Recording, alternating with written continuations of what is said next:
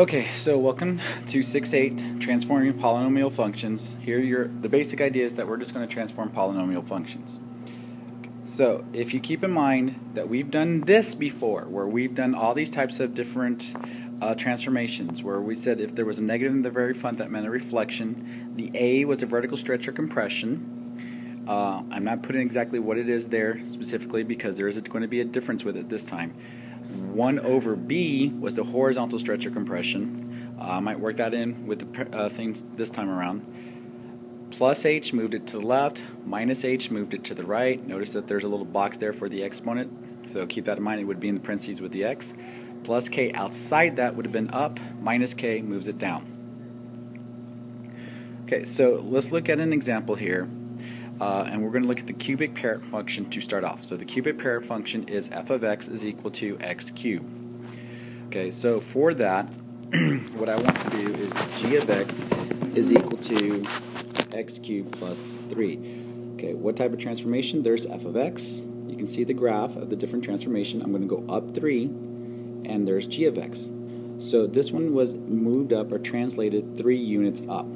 Okay, so keep in mind that a lot of times we can do from one graph to the other just based on the transformations and something rough or simple. But most of this is going to be concerned with being able to read or identify the different types of transformations or apply the transformations to any type of polynomial function.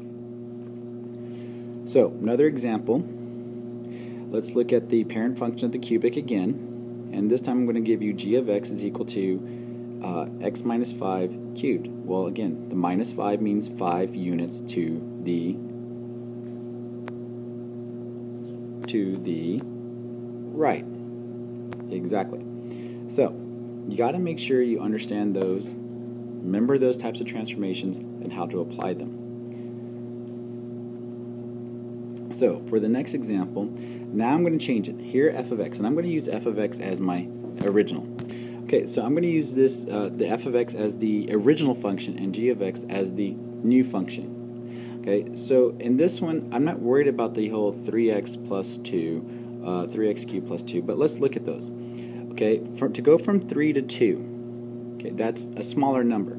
So that means if I get smaller, I have a compression. Okay, if I get bigger, I'm having a stretch. But in this case, I had a vertical compression. Okay, so that was, so for the 3 to 2 here, I'll draw an arrow to in a minute, that's what happened. Okay, now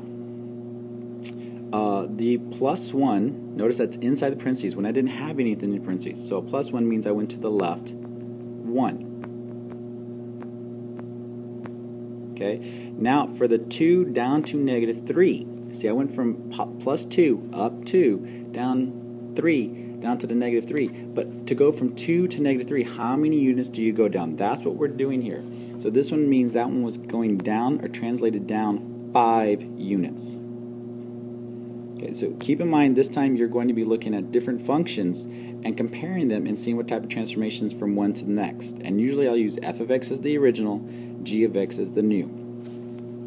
Okay, so here's another one, something long. And I'm going to ask you to write a function, write g of x, such that it's reflected. Let's just do something simple. Let's just do a reflection over the x-axis, which that's probably the ones I'll always do. So basically, g of x is the negative of f of x. Okay, so it would change the sign. Well, that means I'm going to put a negative and then put the whole function, what f of x was equal to, in parentheses. Then I can distribute the negative. And when I distribute the negative, I would get negative x cubed plus 7x squared minus 6x plus 5. Okay, that's a simple reflection right there. Okay, so now let's look at if f of x was equal to x to the 4th minus 4x squared plus 2. And g of x represents a vertical stretch. Okay, so now I'm going to stretch this by a factor of 2. Okay, now keep in mind when I do this, I am saying I'm going to stretch, so I'm going to make this 2 times bigger. So I'm going to take, notice how I'm writing this. I'm saying 2 times f of x, whatever f of x may be. Well, f of x is x to the 4th minus 4x squared plus 2. So I'm going to take the 2 and I'm going to distribute it out. Sort of the same way I did with the reflection. Okay, and then that would mean I would just get 2x to the 4th minus 8x squared plus 2. Or plus 4, sorry. Okay, so all I did here was that I'm saying if I'm going to change this original function right here and stretch it, then I'm going to take the function and multiply it by 2, which means I go ahead and just distribute property to get this final answer.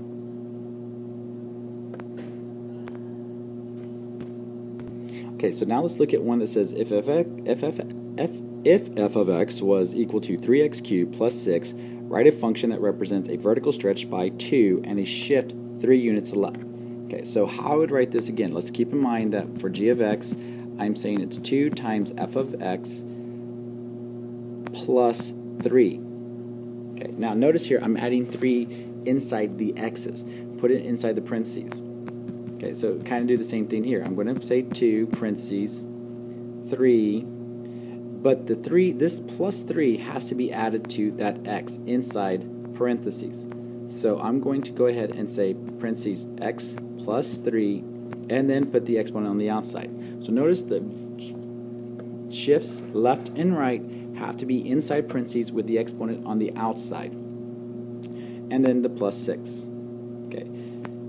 To distribute, and all you're going to be able to distribute is 2 times 3 and 2 times 6. That's it, because what's inside here you're not going to touch because of that cube.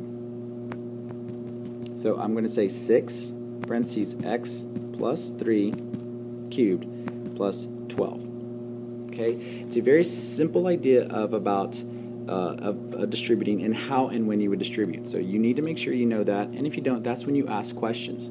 Make sure again you're asking questions or making notations in the notes where you don't understand something, so that way when you do the assignment you'll understand what to ask in class. My final example is from page 462, example number 5.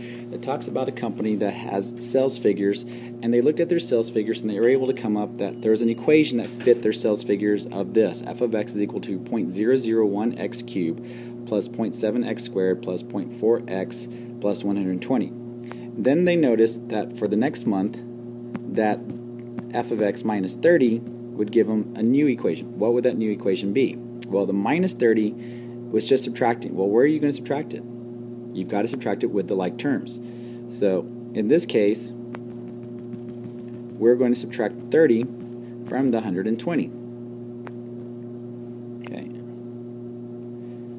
So when you do that, you would get 90. So all that does is change the last little number to a 90. Now what does that mean? It means this right here, or this minus 30, means they lost 30 sales a month for that month. That was their overall, that represents a loss of sales, which for a company would be something, could be something very serious, and that they would have to analyze and look at.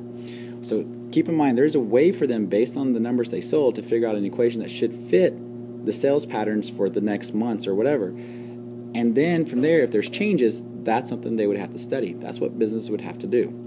So there's your real world example for that. And again, this is 6.7 or 6.8, transforming polynomial functions. That's basically about it. And if you have any questions, make sure that you write them down and ask the next day. Thank you.